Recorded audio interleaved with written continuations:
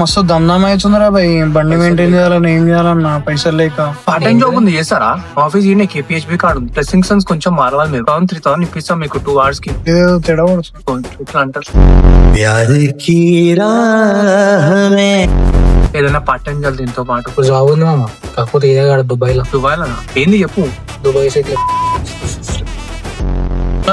పిల్ల నెంబర్ తప్ప అందరు బ్లాక్ లో ఉంటాయరా నెంబర్.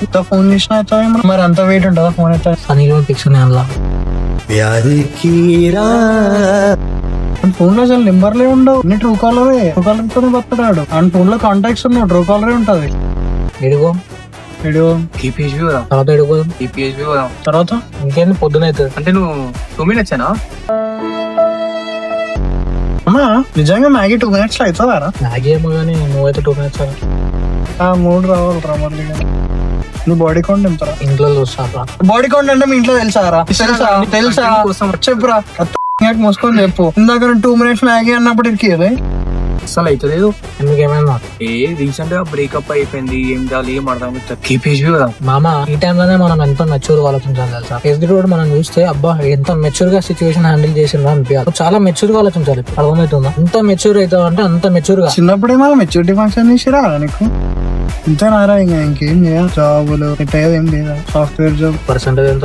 బ్యాక్లాగ్స్ అన్ని చెయ్యాలి. రేపు జాబ్ లో సాఫ్ట్వేర్ జాబ్ ఉంది. దానికి బాత్రూమ్ నీకు రా. ఏ చేయలేని జాబ్ లో చెప్పాడు. రాత్రి పూట లైట్ పట్టుకొని చెప్పాలంటే కేపీహెచ్బీ కదా.